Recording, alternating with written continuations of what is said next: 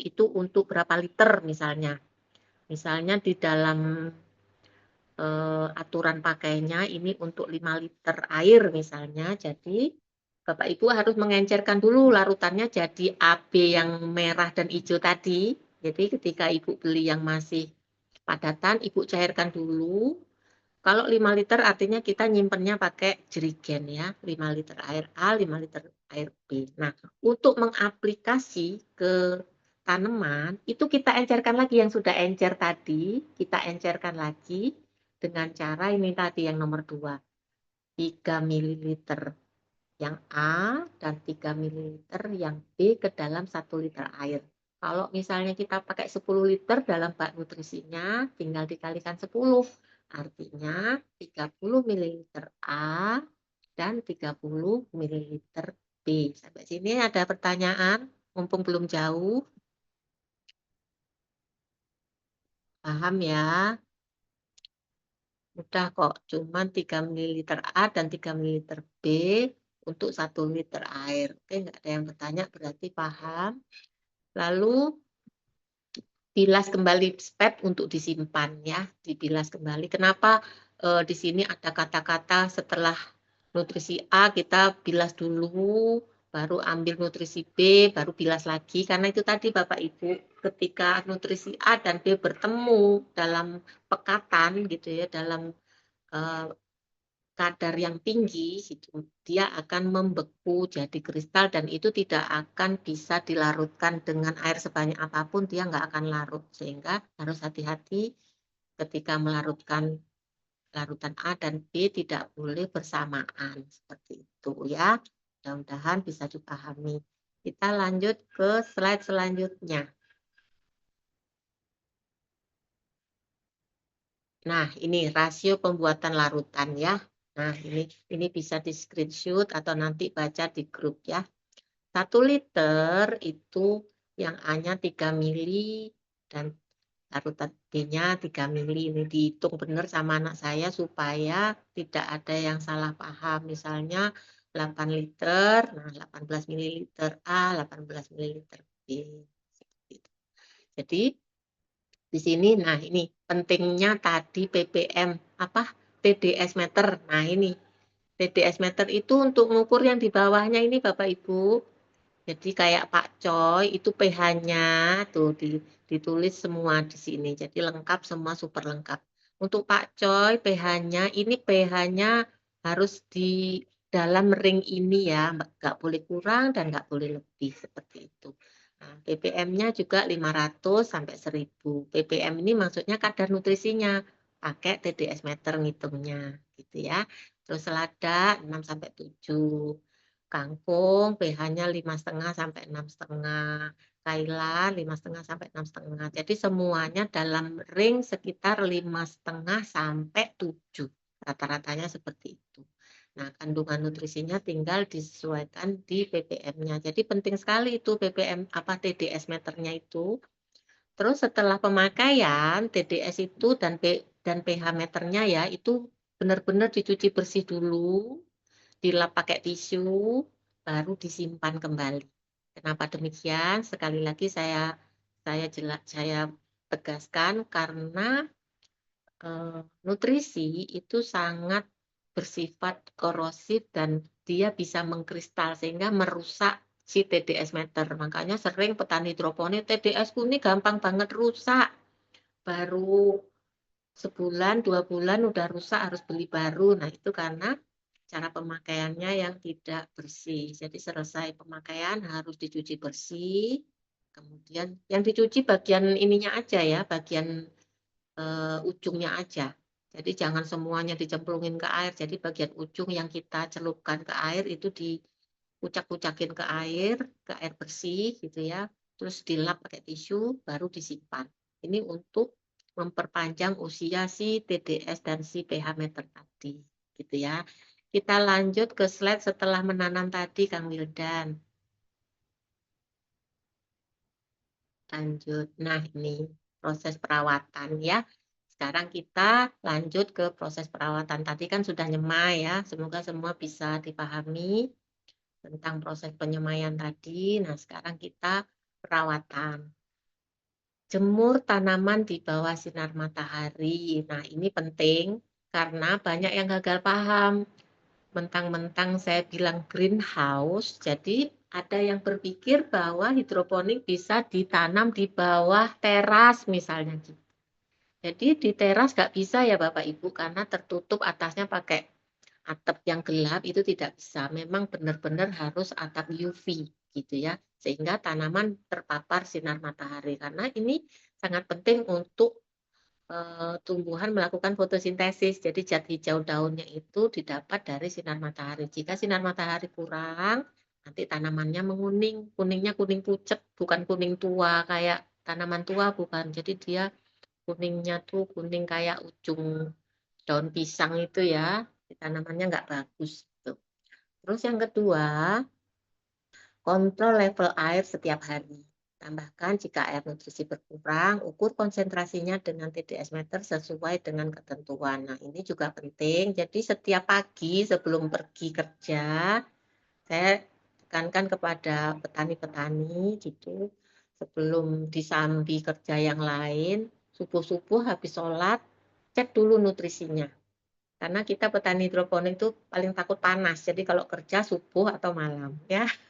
Jadi setelah subuh suami saya itu biasanya patroli tuh ngelihat ngecek bak nutrisi apakah nutrisinya masih atau sudah harus ditambah gitu. Nah, ditambah tentunya kan nambah air. Nah, ketika nambah air itu ppm-nya kan berkurang tuh. Jadi harus ditambahi nutrisi lagi. Nah, itu aja pekerjaan kita yang setiap hari harus dilakukan. Perlu ketelatenan di situ. Jadi jangan ditinggalin sampai panen dibiarin gitu ya, mentang-mentang dia airnya sudah aman gitu. Kadang-kadang ada juga miss-nya gitu. Kadang bocor, kadang eh, tersumbat dan lain sebagainya. Jadi setiap pagi tetap harus dipatroli. Terus usia panen berkisar 30 sampai 40 hari setelah tanam. Ini untuk tanaman yang usianya seperti sawi-sawian ya. Kalau kangkung tadi saya ceritakan kan cukup 15 hari ya, jangan lebih. Nanti kalau lebih sudah belit-belit panjang-panjang gitu ya kalau kangkung. Jadi kalau kangkung nggak bisa nunggu lama Bapak Ibu ya. Harus pastikan pas usianya. Kekecilan juga eman-eman, kebesaran juga nanti dia nyelolor gitu ya kemana-mana. Oke, next slide. Semoga bisa dipahami. Selanjutnya ya, syarat tumbuh tanaman ya, itu air, udah pasti air, sinar matahari, udara. Jadi pastikan udara bisa bebas keluar masuk.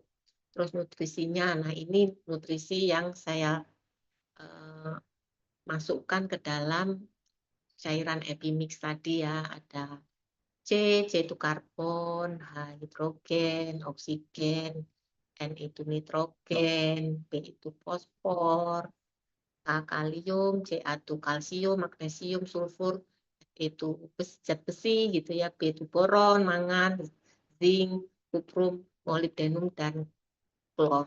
Jadi di sini mungkin nggak perlu saya jelasin lebih lanjut karena ini bahasa teknis ya. Banyak yang nggak paham nanti. Yuk kita lanjut slide-nya. Nah, ini kalau kita sudah panen. Nah, jadi umur kalau kami ya, umur panen kalau Pak Coy itu sekitar 21 hari sampai 25 hari. Nah, kalau dikemas seperti ini Bapak Ibu cantik ya. Nah, ini sudah siap dipasarkan. Kenapa kami menganjurkan untuk dikemas seperti ini? Yang pertama, nggak dipegang-pegang orang. Jadi kita tetap menjaga kehigienisan sayur ya supaya saya tetap higienis gitu. Dikemas terus tidak dihinggapi lalat ya. Terus selain itu juga dia lebih tahan, nggak mudah layu ketika kita titipkan di mall atau titipkan di pasar, di warung gitu ya, dia lebih awet gitu. Ini contoh Pak Coy, sawi keriting, caisim, sama mint. Nah ini mint ini andalan saya. Eh, karena cuman kami yang nanam mint di Jambi ini gitu. Seperti ini contoh yang kami pasarkan di mall-mall di Kota Jambi ya. Next. Next slide. Nah, kok langsung terima kasih. Bentar, Nah, ini ini contohnya. Ini contoh sayuran kami yang di mall ya Bapak Ibu. Jadi kami di Jambi ini ada mall Trona, Jantos, Trona Express, ada Tropimart, ada Transmart, ada Fresh. Nah, kami titipkan seperti ini. Sistemnya konsinyasi ya Bapak Ibu. Sistemnya konsinyasi sehingga ketika akhir bulan itu dikalkulasi berapa total penjualan, nah baru kemudian tanggal mudanya kita gajian, seperti itu. Ada slide lagi nggak Mas Wildan? Selain bentar. terima kasih tadi kayaknya masih ada yang Masih ada ya, Kak. mahasiswa Kayaknya nggak ke ekstrak nih. Bentar, kayaknya nggak ke ekstrak, bentar. ada slide yang mahasiswa IPB, mahasiswa Polbangtan yang Ya, magang di Family Hidroponik Jambi itu boleh di-sharekan di sini nggak? Kelihatan nggak? ya bentar, ini lagi di ini dulu. Kayaknya nggak ke ekstrak, bentar. Saya cek. Ini ada sih.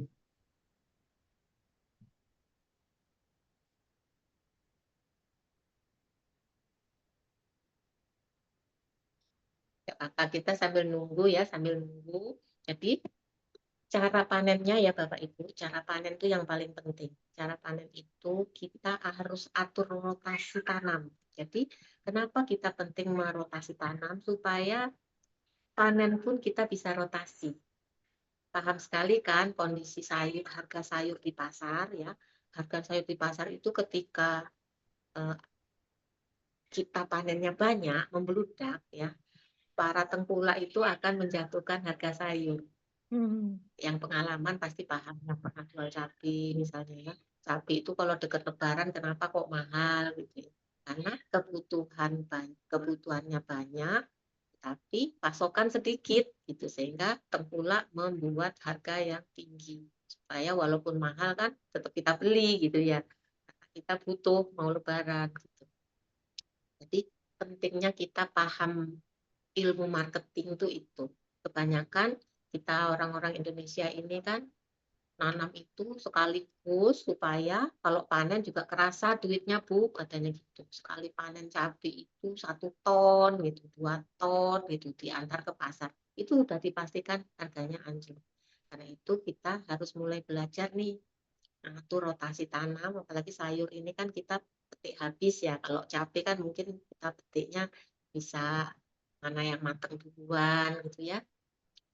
Tapi kalau kayak pakcoy, kangkung dan lain sebagainya kan kita petik habis tuh, kita panen habis. Jadi kita pastikan rotasinya. Kayak kami karena harus masuk mall ya, itu harus panennya itu bertahap. Jadi kita memastikan setiap hari panen pakcoy, kangkung, kailan dan itu tiap hari. Besoknya juga harus seperti itu. Kita tetap panen setiap hari. Jadi nyemai pun kita harus setiap hari seperti itu. Ketika ada yang dipanen, ada yang sudah remaja kita masukkan. Jadi itu namanya ilmu rotasi tanam ya. Jadi ada yang sudah remaja, yang usia sudah seminggu itu kita masukkan ke media tanam. Kemudian ada yang menggantikan di meja permajaan, terus ada juga yang di meja semaian, ada juga yang baru nyemai seperti itu. Jadi kita ada 4 tahapan.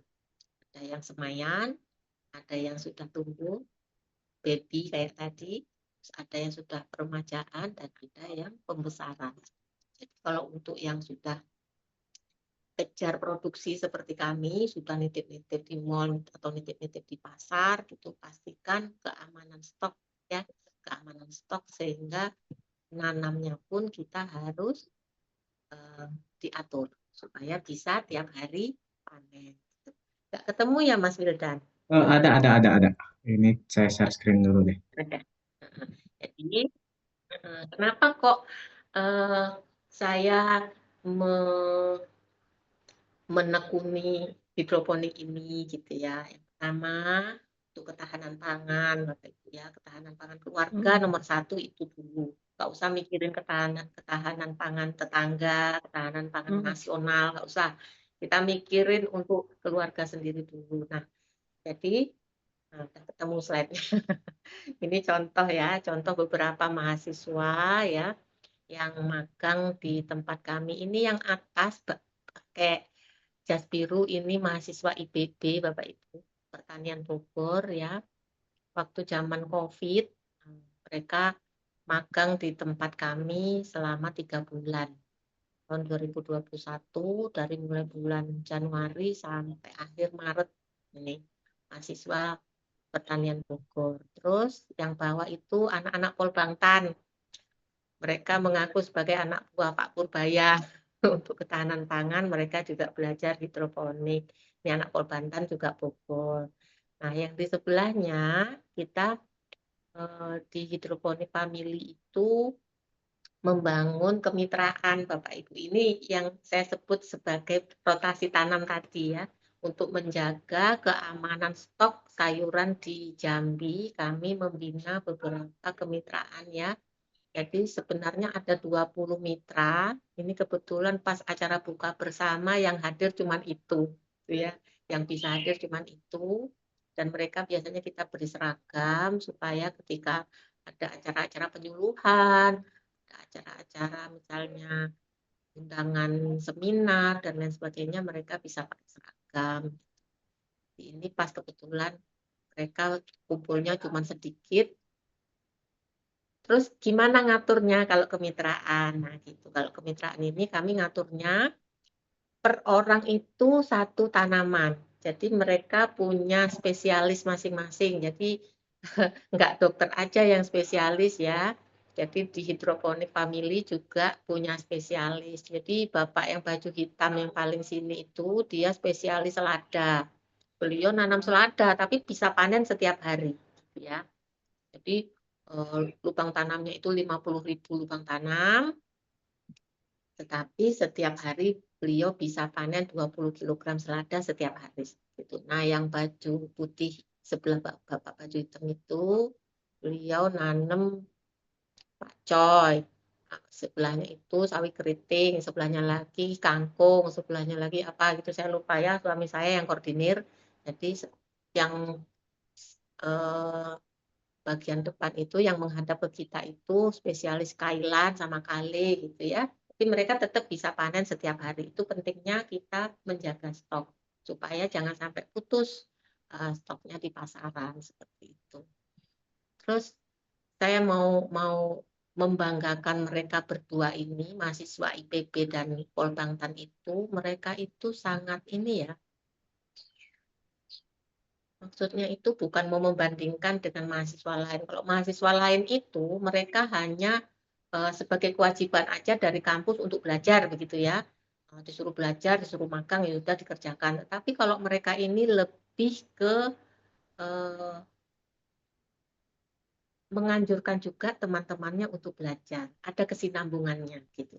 Terus mereka juga mempraktekkan di rumah mereka. Mereka juga ikut menanam di rumah, terus hasil panennya dipamerin ke kami. Bu, saya berhasil nanam pakcoy. Bu, saya berhasil nanam kangkung. Jadi edukasi kami nggak sia-sia gitu. Mereka ada imbal baliknya ke kami bahwa ada laporannya kami juga berhasil nanam. Insya Allah tahun depan ada lagi mahasiswa yang magang seperti itu. Jadi ada kelanjutannya maksud saya. Nah, kalau yang lain-lain tuh selesai magang sudah nggak ada kabar lagi gitu ya, hilang blas gitu aja. Monggo. Nah, jadi seperti itu aja pemaparan saya. Silakan kalau ada yang mau ditanyakan masih ada waktu 15 menit. Kalau tidak ada pertanyaan nanti saya lanjut ke tips cara memilih bisnis untuk pensiunan. Silakan kalau ada yang mau ditanyakan. Saya Oke, persilahkan baik. Bapak Ibu semua. Bu Mungkin saya Yun, kecepatan. teman-teman, barangkali ada yang mau ditanyakan terkait dengan yang tadi disampaikan ya. Jadi kita dapat ilmu nih hari ini bahwa menanam sayuran secara hidroponik ini memang menawarkan tingkat keamanan konsumsi yang lebih tinggi dibandingkan dengan metode konvensional. Karena di hidroponik kita memiliki kontrol penuh terhadap ekosistem tumbuhnya tanaman tersebut ya Bapak Ibu ya. Kalau kita simak tadi pertama bebas pestisida kimia berbahaya ya Mbak Yun ya. Jadi karena ditanamnya di lingkungan yang lebih terjaga, misalnya tadi disampaikan greenhouse atau melalui jaring pelindung dari serangan hama. Terus terhindar dari kontaminasi tanah ya. Jadi kita akan terhindar dari bakteri patogen seperti E. coli atau Salmonella yang berasal dari kotoran hewan atau limbah cacing ya, cacing-cacing gitu ya. Saya punya pengalaman nih, Bu Yun. Saya senang bercocok tanam kembang ya, bunga-bunga. Nah, tanpa sarung tangan, kemudian si telur cacing itu masuk ke kulit di jari, hitungan jam itu langsung tumbuh. Saya langsung ke dokter kulit, kaget pokoknya. Ada yang utek-utek berjalan, itu cacing. Terus saya diobati dengan obat cacing, terus jari saya dimasukkan ke dalam es, sekian hari alhamdulillah sih sembuh.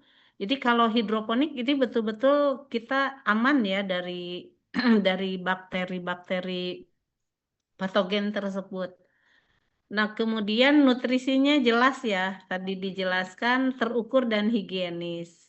Masa simpan juga lebih lama, minimal untuk konsumsi diri kita sendiri. Kalau sudah seperti Bu Yunita, itu sudah sampai ke pemasaran ya, sampai ke bisnis. Wah, pokoknya luar biasa.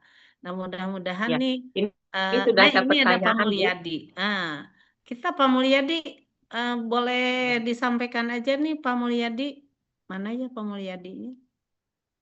Apa biar saya baca aja dari Pak Maman ini, Bu. Oh, Pak Biaya bangun Maman. rumah kaca per meter persegi berapa ya, Bu? Jadi ini kita jawab Pak Maman dulu ya. Memang Pak, mungkin juga sekaligus bisa menjawab pertanyaan dari Pak Mulyadi. Memang biaya untuk membuat modul hidroponik atau greenhouse hidroponik itu cukup makan biaya ya.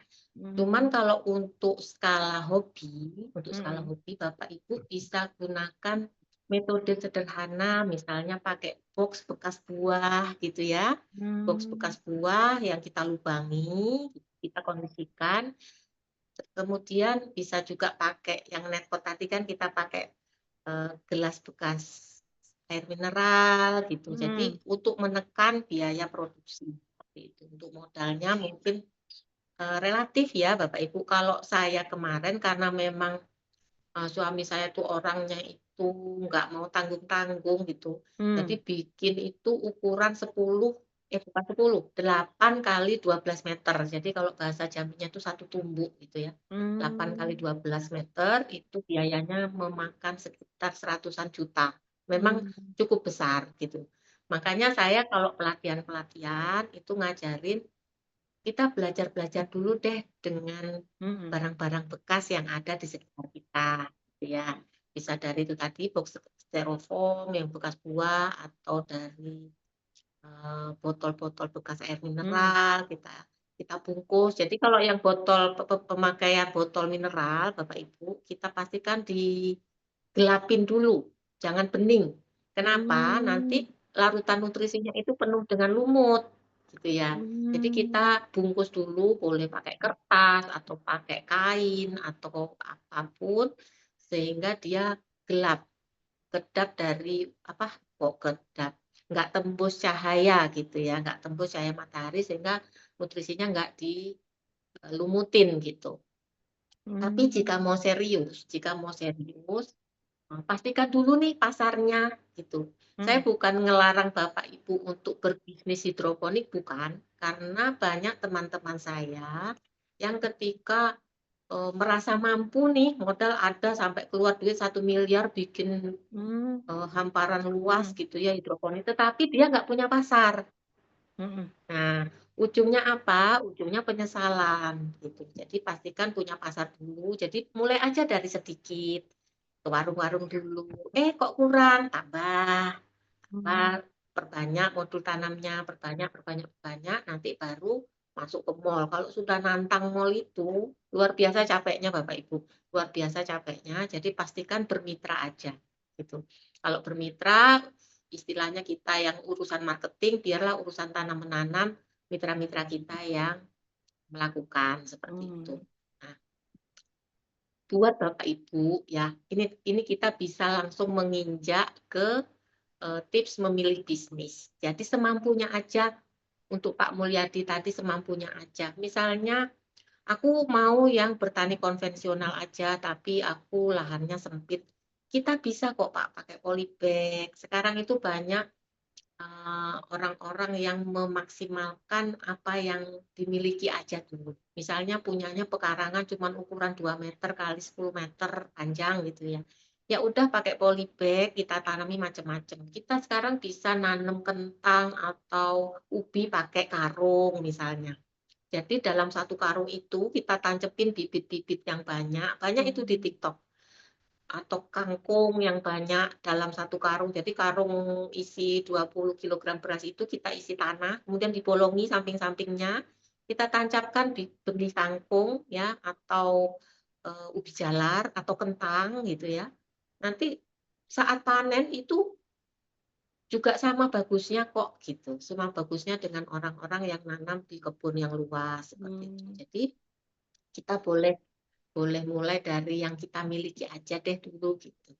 Terus kalau bisa kita itu jangan terlalu memilih bisnis yang terlalu memeras tenaga. Misalnya bertani yang konvensional yang mencangkul, yang apa bukan saya mau memojokkan orang bertani konvensional ya Bapak Ibu, karena kita rata-rata sudah umur 60-an, jangan sampai nyangkul lagi gitu. Jadi kalaupun bertani pakai polybag aja gitu. Sekedar untuk kegiatan supaya enggak bosen di rumah setelah pensiun gitu ya. Terus kalau bunga Bu Nuraini tadi bagus, cuman kan nggak bisa dimasak ya Bu kalau bunga.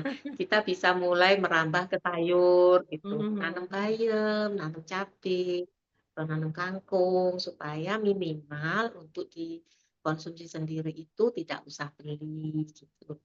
Jadi saya mengajarkan hidroponik itu bagi yang punya modal, atau ada orang yang pokoknya aku pengen hidroponik tapi aku nggak punya modal, gimana caranya gitu.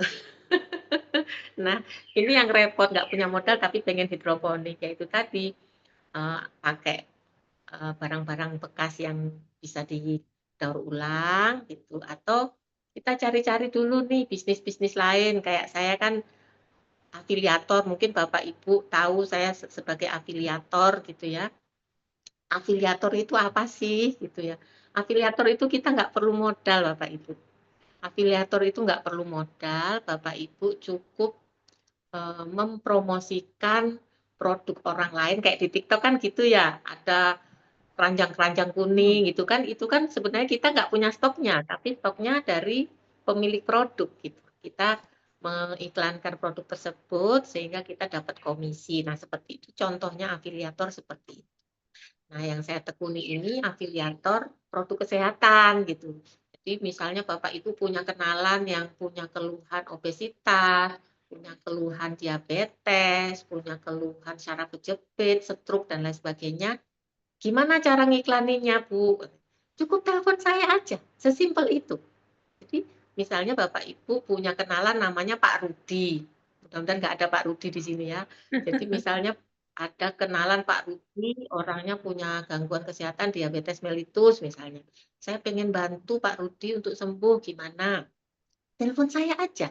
Jadi ketika telepon saya, nanti saya edukasi begini. Nah, nanti Pak Rudi join program, ya kita namanya program Bapak Ibu, bukan jual-jualan aja. Jadi program nanti di dalam grup itu kita bisa konsultasi dengan dokter dan lain sebagainya. Nanti jika Pak Rudi tadi join program, Bapak Ibu dapat 500.000. Nah kan lumayan buat pensiunan. Tanpa modal, nggak ngapa-ngapain, cukup telepon saya. Nah, nanti ketika calon customer kita join program, nanti Bapak Ibu dapat komisi 500.000. Nah itu bisa juga untuk modal untuk petani hidroponik. Gitu aja sih. Jadi gabung dulu ya Simpelnya di kalau cara WA. saya cari tuh. Gabung di WA yang sudah Nanti gabung di-share. dulu ke grup Nah, nanti di WA, situ nanti ada bisa Bu simpen Yunita nomor sebagai saya. mentor. Nah, ada Bu Yunita di situ sebagai mentor kita, Nanti Bapak bisa Ibu. tinggal telepon saya. Ini banyak sekali program kegiatannya ya Bu Yun ya. Untuk yang apa lutut, Iya, masalah jadi lutut, nanti di masalah dalam DM, grup darah itu, tinggi, kegemukan. iya, Aku jadi gemuk nih Bu Yun. banyak edukasi dari dokter gratis. Nanti kita japrian Bu, saya langsingkan bisa Bu. Puasa 1 bulan tidak Jadi di grup menurunkan kita 1 seru ons Bapak pun. Ibu. Gitu ya Bapak Ibu, Bu Yun karena waktunya ya. Jadi Nanti mungkin waktunya kita mepet, banyak bener Bu. kesempatan ya Nanti Bu kita Yun ya. ngobrol-ngobrol dalam grup. Teman-teman silahkan Iya. bergabung di grup teman-teman. Kebetulan Bu Yunita kita tunjuk sebagai mentor kita, di mana keluhan-keluhan kita terkait dengan masalah lutut, ya, aduh nyeri lutut, terus badan kegemukan kayak saya, terus ada yang memiliki DM gimana cara menstabilkan ya gula darah dalam tubuh kita, kemudian apalagi tuh asam urat dan lain sebagainya, pokoknya penyakit-penyakit penyakit-penyakit apa ya namanya? Terus jangan takut ikut Zoom-nya, Zoom-nya semuanya gratis untuk pensiunan. Kita tuh pensiun yang penting sehat dulu. Iya. Ya kan, Bu? Dan Kalau untuk sehat yang belum kita bisa mau pensiun pun ngapain begitu, aja, Bu mau Yun. jalan-jalan, mau berkarya. Dan Iya. yang belum pensiun Yang juga penting kalau sehat memang dulu. sudah Makanya saya memilih memiliki grup. keluhan silakan gabung ya Bu Yun ya. Iya. Jadi Zoom-nya semua gratis, edukasinya gratis, grupnya pun gratis, nggak ada biaya apapun. Jadi nggak usah ragu masuk ke grup. Nanti kalau saya share link Zoom ya udah ikut-ikut aja. Kalaupun Dan lagi itu sibuk ahlinya nggak ya usah Bu open Yun ya. cam, nggak usah. Oleh ahlinya kan, Iya. bukan oleh. Nanti ada dokter spesialis yang edukasi. Ada dokter spesialis juga. Oke. Jadi bukan saya yang edukasi kalau soal kesehatan, nanti ada dokter-dokter spesialis yang mengajarkan gitu ya Bu ya.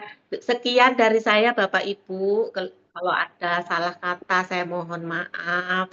Kalau ada kekurangan karena saya ini memang basicnya bukan ahli pertanian, mohon dimaklumi ya. Kalau ada kesalahan saya dalam penyampaian ilmu pertanian ya, bukan saya maksud menggurui, saya hanya men-sharing-kan pengalaman yang sudah saya lakukan. Jadi bukan maksud menggurui tapi sharing-sharing aja ya. Terima kasih atas waktunya buat Kang Wildan dan Bu Nuraini. Saya akhiri. Assalamualaikum warahmatullahi wabarakatuh. Waalaikumsalam warahmatullahi wabarakatuh. Baik Bapak Ibu, terkait dengan bagaimana kita belajar hidroponik, tidak hanya untuk kita yang pribadi yang akan pensiun ya, di mana ini pengawas juga bisa mengedukasi kepala sekolahnya dan juga guru-guru supaya anak-anak kita, generasi emas kita itu belajar untuk hidroponik begitu ya Bapak Ibu ya. Ini untuk ketahanan pangan. Jadi tidak hanya menanam cabai rawit atau cabai atau kentang ini yang sudah kita pelajari tadi, mudah-mudahan kita awali dari diri kita untuk keluarga kita, untuk konsumsi kita. Demikian Bapak Ibu, disilakan nanti jika ingin bergabung dengan grup persiapan pensiun di APSI Pusat, Mas Wildan sudah menyebarkan link WAG-nya ya Bapak Ibu. Bapak Ibu terima kasih banyak, kemudian khususnya kepada Bu Yunita atas ilmu pengetahuannya dibagikan kepada kami, mudah-mudahan menjadi amal jariah ya Bu Yunita ya. Dan juga kita sebagai seorang pembelajar, semoga Allah Subhanahu wa Ta'ala akan meningkatkan derajat kita karena kita selalu ingin belajar, belajar dan terus belajar. Terima kasih kepada Bapak Ibu semuanya. Terima kasih pada Bu Yunita, terima kasih kepada Mas Wildan. Saya kembalikan kepada Mas Wildan. Assalamualaikum warahmatullahi wabarakatuh. Waalaikumsalam warahmatullahi wabarakatuh. Terima kasih Bu Nur yang telah menemani kita di kegiatan hari ini dan juga terima kasih Bu Yunita atas sharingnya di hari ini terkait dengan hidroponik ya. Yang mana ini based by experience ya atau pengalaman langsung dari Bu Yunita bagaimana cara untuk melakukan sharing hidroponik ya untuk kewirausahaan dan juga untuk prepare untuk pensiunan. Selain untuk pensiunan mungkin bisa juga manfaatkan untuk di sekolah-sekolah ya mungkin. Nah, di situ tuh.